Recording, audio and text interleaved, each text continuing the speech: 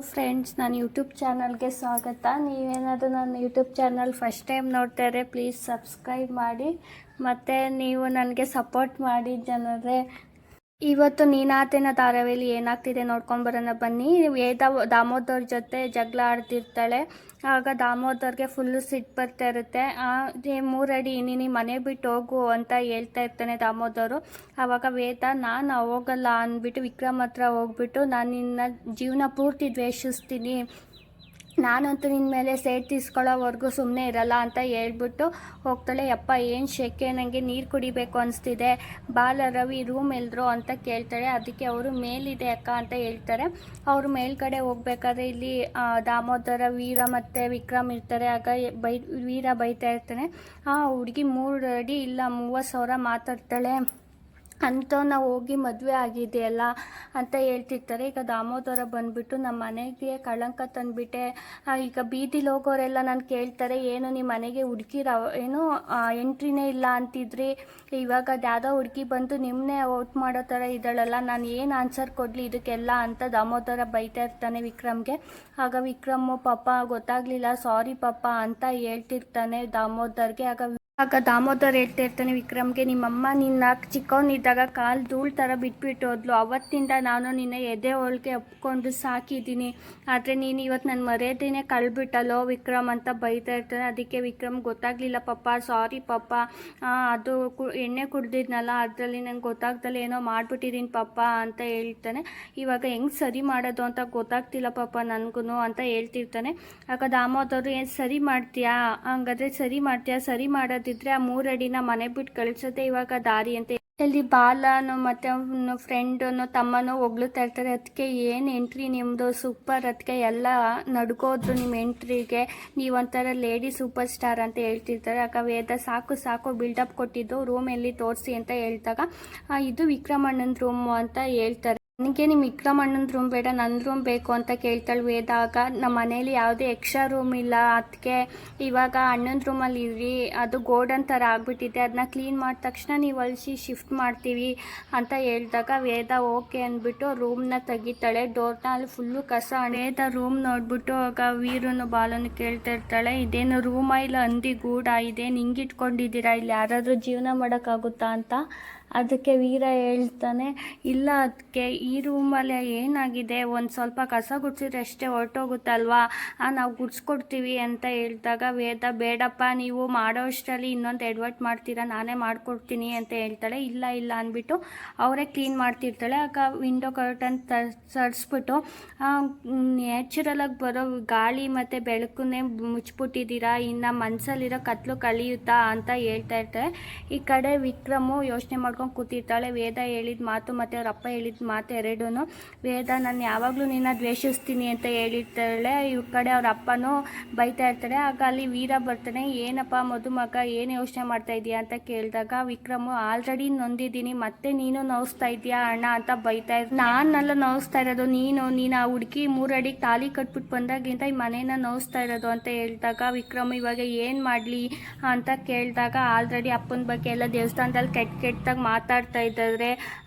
ದಾಮೋದರನ ಮನೆ ಯಾವುದೋ ಹುಡುಗಿ ಬಂದು ಅವಳೇ ಎಲ್ಲ ಕಂಟ್ರೋಲಲ್ಲಿ ತಗೊಂಡಿದ್ದಾಳೆ ಅಂತ ಅಪ್ಪನ ಡೌನ್ಫಾಲ್ ಸ್ಟಾರ್ಟ್ ಆಗಿ ಹೋಗಿದೆ ಎಲ್ಲ ಮಾತಾಡ್ತಿರ್ತಾರೆ. ಈ ಫೀಲ್ಡಲ್ಲಿ ಡೌನ್ಫಾಲ್ ಆದರೆ ಇದ್ರೂ ಸತ್ತಂಗೆ ಅಪ್ಪಂದು ನಿಂಗೆ ಗೊತ್ತಲ್ವಾ ಅಂತ ಹೇಳಿದಾಗ ವಿಕ್ರಮ್, ಈಗ ಏನಾದರೂ ಎಲ್ಪ್ ಮಾಡೋಣ ನನಗೆ ಅಂತ ಕೇಳಿದಾಗ ವೀರ, ಏನಾರ ಕೊಲೆ ಮಾಡ್ಬಿಟ್ಟು ಬಂದರೆ ಎಲ್ಪ್ ಮಾಡ್ಬೋದು, ನೀನು ತಾಲಿ ಕಟ್ಬಿಟ್ಟು ಬಂದಿದ್ಯಾ, ಏನು ಹೆಲ್ಪ್ ಮಾಡಲಿ ಅಂತ ಬೈತೀನಿ, ನಾನು ಇವಾಗ ಏನು ಮಾಡಲಿ ಹೇಳು ಅಂದಾಗ ಆಗ ವೀರ ಹೇಳ್ತಾನೆ, ಏನು ಮಾಡಬೇಡ ಸುಮ್ಮನೆ ಇರು, ನಾವು ಜಾಸ್ತಿ ಮಾಡಿದಷ್ಟು 3 ಅಡಿ ಇನ್ನೂ ಕುಟುಕ್ತಾಳೆ, ನಾವು ಇವಾಗ ಸದ್ಯಕ್ಕೆ ಸುಮ್ಮನೆ ಇರೋದು ಒಳ್ಳೆಯದು, ಅವಳು ಸಮಾಧಾನ ಆಗಲಿ ಅಂತ ಹೇಳ್ಬಿಟ್ಟು ವೀರ ಅಲ್ಲಿಂದ ಹೋಗ್ತಾನೆ. ಈಗ ವಿಕ್ರಮು ರೂಮ್ ಕಡೆ ಹೋಗ್ತಾನೆ. ಈಗ ವೀರನ್ ಕೇಳ್ತಾನೆ, ಎಲ್ಲ ವಿಕ್ರಮ್ ಅಲ್ಲಿ ಬಾಲವ್ರನ್ನ ಕೇಳ್ತಾರೆ, ಎಲ್ಲ ವೇದ ಅಂದಾಗ ರೂಮಲ್ಲಿ ಇದ್ದಾಳೆ ಅಂತ ಹೇಳ್ತಾರೆ, ರೂಮಲ್ಲಿ ಇದ್ದಾರೆ ಅಂತ. ಅವನು ಹೋಗಿ ಅಲ್ಲಿ ಬಾಕ್ಲ ಹತ್ರ ನಿಂತಿರ್ತಾನೆ. ಅವನು ಹೋಗ್ತಾ ಇರಲ್ಲ ಹಿಂದೆ ಮುಂದೆ. ಇಲ್ಲಿ ಬಾಲ ಅವರು ನೋಡ್ತಾ ಇರ್ತಾರೆ, ಅಣ್ಣ ಯಾಕೋ ರೂಮ್ ಒಳಗಡೆ ಹೋಗಂಗೆ ಕಾಣಿಸ್ತಿಲ್ಲ, ನಾವೇ ಏನಾದರೂ ಮಾಡಬೇಕಲ್ಲ ಅಂತ ಹೇಳಿದಾಗ ಸರಿ ಹೋಗಿ ನಾವೇ ಕಳ್ಸೋಣ ಅಂದ್ಬಿಟ್ಟು ಹೋಗ್ಬಿಟ್ಟು ಅಲ್ಲಿ ನಿಂತ್ಬಿಟ್ಟು ವಿಕ್ರಮ್ನ ದೂಕ್ಬಿಡ್ತಾರೆ ಒಳಗಡೆ. ವಿಕ್ರಮ್ ವೇದ ಹತ್ರ ಹೋಗಿ ಬೀಳ್ತಾನೆ. ಆಗ ವಿಕ್ರಮ್ ತಿರುಗಿ ನೋಡ್ಬಿಟ್ಟು ಅಂತಾನೆ, ಆದರೆ ಅಲ್ಲಿ ಯಾರೂ ಇರಲ್ಲ. ವೇದ ಅವಾಗ ಬೈತಾ ಇರ್ತಾಳೆ, ನಿಮಗೆ ಕಾಮನ್ ಸೆನ್ಸ್ ಇಲ್ವಾ, ಬರೋಕ್ಕೂ ಮುಂಚೆ ಡೋರ್ನ ನಾಕ್ ಮಾಡ್ಬಿಟ್ಟು ಬರಬೇಕು ಅಂತ ಕಾಮನ್ ಸೆನ್ಸ್ ಇಲ್ವಾ ಅಂದಾಗ ವೇದ ಬೈತಾ ಇರ್ತಾಳೆ, ಅಲ್ಲ ನಿನ್ನಿಂದ ಇದು ಯಾವಾಗಲೂ ಗೊತ್ತಾಗಲ್ಲ ಅನಿಸುತ್ತೆ, ನೀನು ಯಾವಾಗಲೂ ಹಿಂಗೆ ಮಾಡೋದು ಅನಿಸುತ್ತೆ, ಯಾವಾಗ ಬೇಕಾವಾಗ ತಾಲಿ ಕಟ್ಟೋದು, ಯಾವಾಗ ಬೇಕಾವಾಗ ರೂಮಿಗೆ ನುಗ್ಗೋದು ಅಂದಾಗ ವಿಕ್ರಮ್ ವೇದ ನೀನು ಒಬ್ಬಳೇ ಮಾತಾಡ್ತಾ ಇದೆಯಾ, ನನಗೂ ಮಾತಾಡೋಕ್ಕೆ ಚಾನ್ಸ್ ಕೊಡು, ನನ್ನಿಂದ ತಪ್ಪಾಗಿದೆ ಅಂದಾಗ ವೇದ ಹೇಳ್ತಾಳೆ, ನಿನ್ನಿಂದ ತಪ್ಪಾಗಿದೆ ಆದರೆ ಅದು ಯಾರ ಕಡೆಯಿಂದನೂ ಸರಿ ಮಾಡೋಕ್ಕಾಗಲ್ಲ, ನಾನು ಯಾರ ಕಡೆಯಿಂದನೂ ಮಾಡೋಕ್ಕಾಗಲ್ಲ, ನಾನು ಈ ಮನೆಗೆ ಬಂದಿದ್ದೀನಿ, ಈ ಮನೆಯಿಂದ ನಿಮ್ಮ ಅಪ್ಪನೂ ನನ್ನ ಓದ್ಸೋಕ್ಕಾಗಲ್ಲ ಅಂತ ಹೇಳ್ತಾ ಇರ್ತಾಳೆ.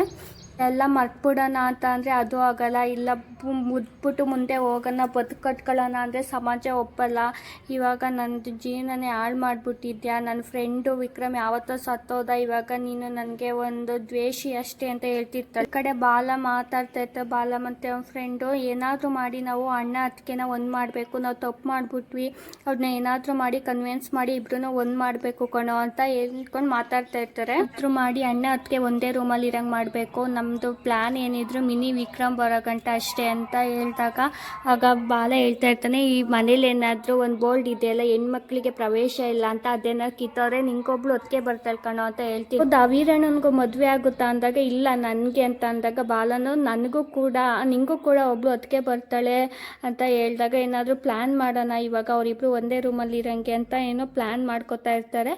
ಈ ಕಡೆ ದಾಮೋದರ ಮತ್ತು ವೇದ ಇಲ್ಲಿಗೆ ಏನೋ ಪ್ಲ್ಯಾನ್ ಮಾಡ್ಕೊಂಡು ಬಂದಿದ್ದಾಳೆ ಅಂದಾಗ ಇಲ್ಲ ಅಪ್ಪ ಅಂತ ವೀರ ಹೇಳ್ತಿರ್ತಾಳೆ, ಇಲ್ಲ ಯಾವ್ದಾರ ಹುಡುಗಿರಿಗೆ ಮನೆಗೆ ದಾಟ್ ಬರೋಷ್ಟು ಧೈರ್ಯ ಇತ್ತಾ, ಇಲ್ಲ ತಾನೇ ಇವಳು ಬಂದಿದ್ದಾಳೆ ಅಂದರೆ ಏನೋ ಪ್ಲ್ಯಾನ್ ಮಾಡ್ಕೊಂಡೇ ಬಂದಿರ್ತಾಳೆ, ಅವಳು ನಮ್ಮನ್ನ ಮನೆ ಬಿಟ್ಟು ಓಡಿಸೋಷ್ಟರಲ್ಲಿ ನಾವು ಅವಳನ್ನ ಓಡಿಸ್ಬೇಕು ಅಂದಾಗ ವೀರ ಅಲ್ಲಿವರೆಗೂ ನಾವು ನೋಡ್ತಾ ಇರ್ತೀವ ಅಂದಾಗ ಇಲ್ಲ, ಆದ್ರೂ ಬಳೆ ತೊಟ್ಟಿರೋ ಕೈಗಳನ್ನ ನಂಬಾರ್ದು, ಅವ್ರ ಸ್ವಾತಂತ್ರ್ಯಕ್ಕೋಸ್ಕರ ಅವ್ರು ಏನು ಬೇಕಾದರೂ ಮಾಡ್ತಾರೆ, ಈಗ ಏನಾದರೂ ಮಾಡಬೇಕು ಇವಳಿಗೆ, ಅವ್ರಿಗೆ ಯುದ್ಧ ಅಂತ ಬಂದರೆ ಯಾಕೆ ಕರುಣೆನೂ ಇರಲ್ಲ, ಏನೂ ಇರಲ್ಲ, ಅವಳನ್ನ ಏನಾದರೂ ಮಾಡಿ ಮುಗಿಸ್ಬೇಕು ಅವಳ ಕಥೆನ, ಅವಳು ಯಾಕಾದರೂ ನನ್ನ ಎದುರಾಕಣ್ಣೋ ನನಗೆ ಇರಬೇಕು, ನನಗೆ ಎದುರಾಕೊಂಡಿದ್ರೆ ಎಂತೆಂಥ ರೌಡಿಗಳೇ ಹೆಸ್ರು ಇಲ್ದಂಗೆ ಹೊಂಟೋಗ್ಬಿಟ್ಟಿದ್ದಾರೆ, ಇವಳ ಇನ್ನೇನು ಕತೆ ಅಂತ ಹೇಳಿದಾಗ ವೀರ ಅವಳು ಮನೆ ಬಿಟ್ಟು ಕಳ್ಸೋಣ ಅಂದಿದ್ದಕ್ಕೆ ಅವಳು ಹೋಗಲ್ಲ, ಮನೆ ಬಿಟ್ಟು ನಾವೇ ಅವಳಿಗೆ ಏನಾದರೂ ಮಾಡಬೇಕು ಆವಾಗಲೇ ಹೋಗೋದು ಅಂತ ಹೇಳಿ ಇಂದಿಗೆ ಇವತ್ತಿನ ಸಂಚಿಕೆ ಮುಕ್ತಾಯ ಆಗುತ್ತೆ. ಮುಂದಿನ ಸಂಚಿಕೆಯಲ್ಲಿ ಏನಾಗುತ್ತೆ ಅಂತಂದರೆ ವಿಕ್ರಮ್ ಮಲಗಿರ್ತಾನೆ, ಆವಾಗ ವೇದ ಬಂದು ಅವ್ರ ಮನೆ ಕರ್ಟನ್ನ ಸರಿಸ್ತಾಳೆ, ಆಗ ಅಲ್ಲಿ ನಿಂತಿರ್ತಾಳೆ, ಆಗ